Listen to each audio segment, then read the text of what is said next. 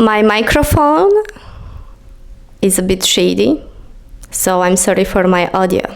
Welcome to my channel and to my first video. I am Lena, I'm a Reiki healer, a shadow work coach. So today let's discuss with the beginning. Shadow work and what is it? Shadow work is basically being your best friend. Shadow work is what you do when you go to the psychologist or the therapist. Shadow work is being open to yourself, to understand your good parts as well as the dark parts, and to accept them together. Shadow work is integrating those triggers, that shame, that guilt that we encounter during our life, and to become best friends with our best self. So how do we do the shadow work? First, you have to identify your ego. And you identify your ego by asking the questions of what you are afraid of, what you are ashamed of, and what are you guilty? What do you feel guilty for? If it's uncomfortable, it means it matters. If it's uncomfortable, it means that that's the moment when you have to be really, really kind to yourself. Because in those moments and in the shadow work process, we discover and we are aware that actually maybe I'm not the best person in the world. Maybe I do a lot of shit. So that's also normal. We're humans, right? The best way to do that, just to be aware of it. So we understand that we have our ego. We don't have to demonize the ego, because the ego is just a mechanism of ourself developed to protect us. So when our ego is angry on something, we have to understand why are they angry about, what happened in our childhood or previously in our life, to really find the cause of that problem. So just as you are watching a movie about a criminal or somebody who did the bad thing, and they are going into their life story and they're digging and they're showing, hey, actually this person was a really hurt kid, you know, they didn't have attention from the parents, or they had like a gift that nobody cared about, so then they become who they become, you know, to prove themselves, because the ego at that point also wanted to protect you and those gifts you had. So you don't have to play enemies. This is the most important. Don't play enemies. If you find a word that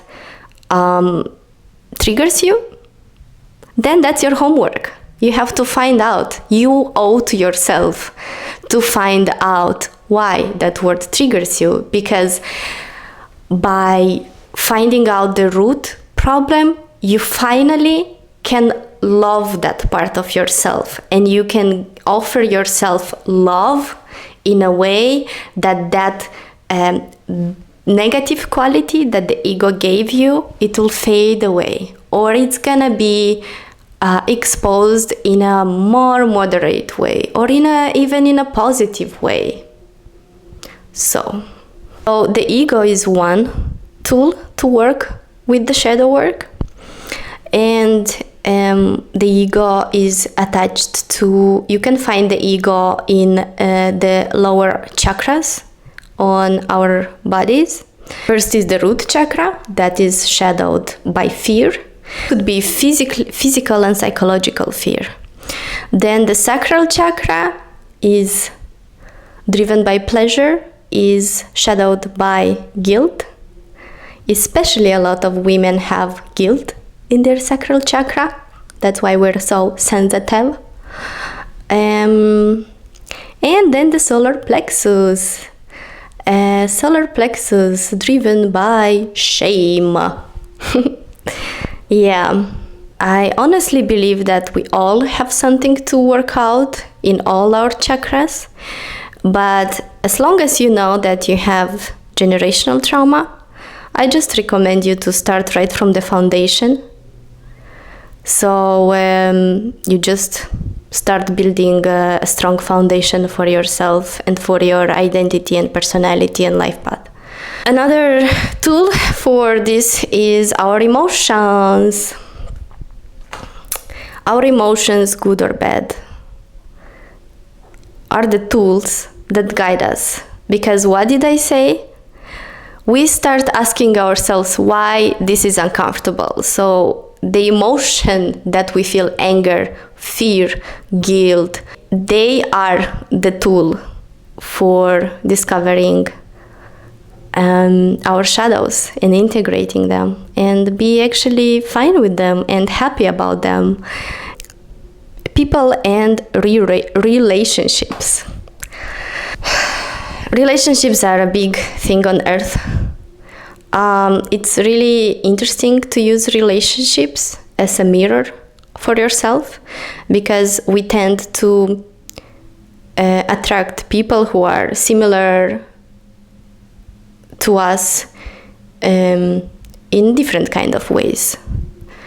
A person can have like a total different life from you, but you're still similar in something. So as long as you find something that you don't like at that person, or something that you like at that person, that's something you have to pay attention, because we see in people what we see in ourselves, period. Actually, a good practice is to do it with the person that you're dating, and especially you will have the opportunity to develop and do lots of shadow work if you are dating, if you are like actively dating, because you will see how similar are the people that you attract. They either have a quality that you want to have, either a quality that you suppress for yourself and you're like, oh, how can this person do that? Because I can never allow myself to do that thing. That's shadow work homework. Well, first of all, the benefit is if you feel that you have to develop, you're not like happy with yourself, you find yourself frustrated in a lot of situations and encounters, that's a good benefit now to get rid of these frustrations.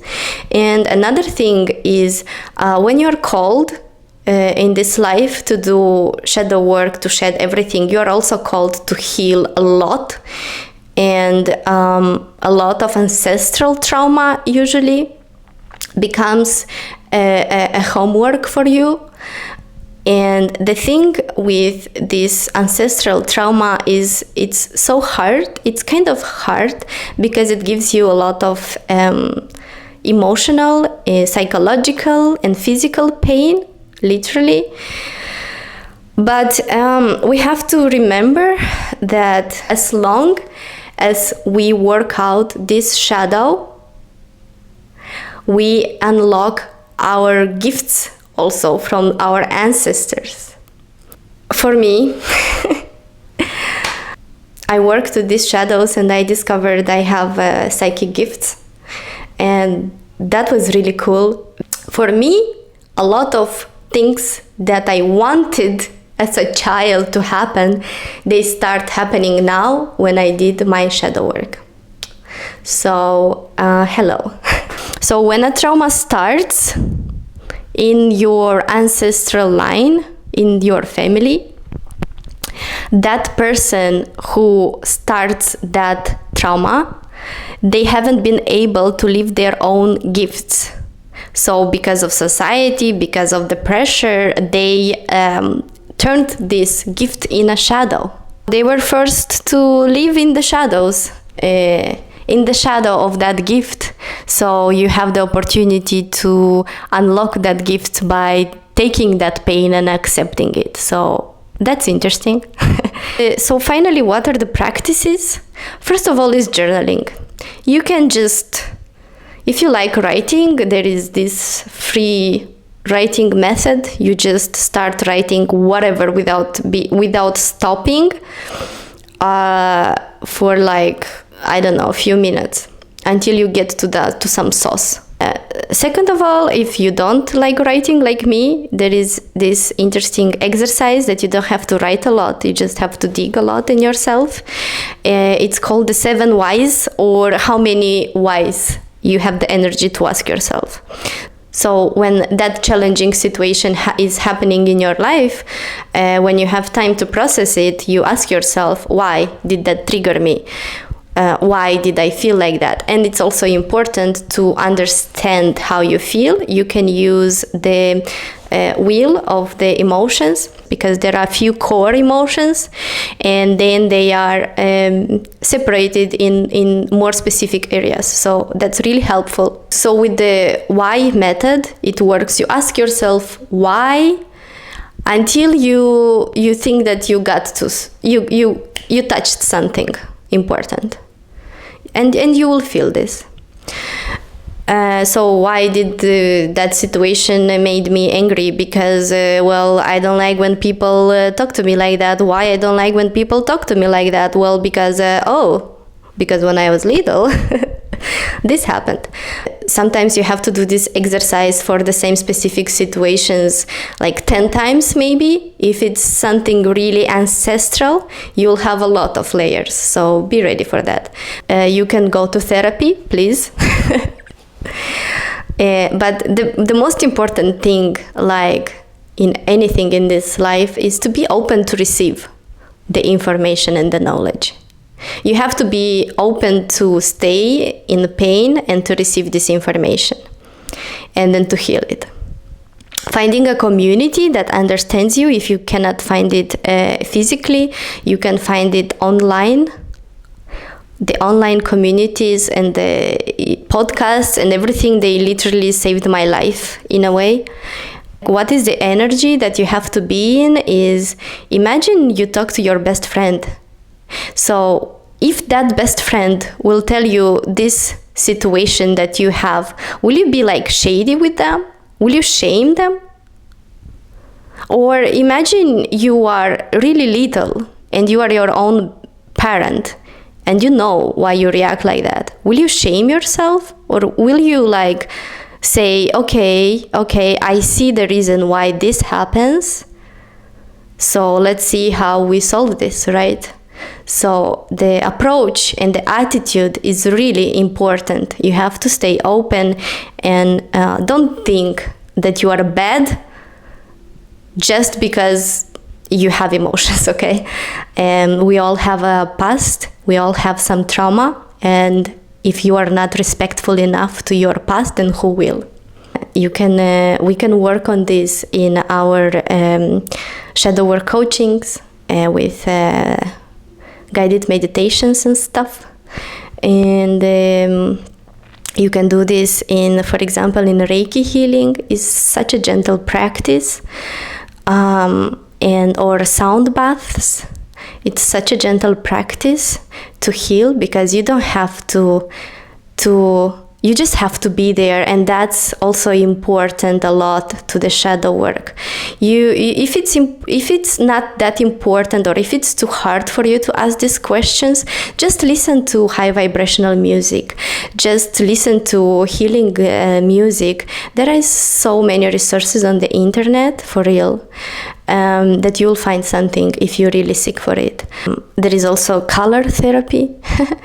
There is also nutrition that you can include. Eating more plant-based foods is gonna help you energetically a lot, because you take the energy directly from the nature, so it's not processed a lot.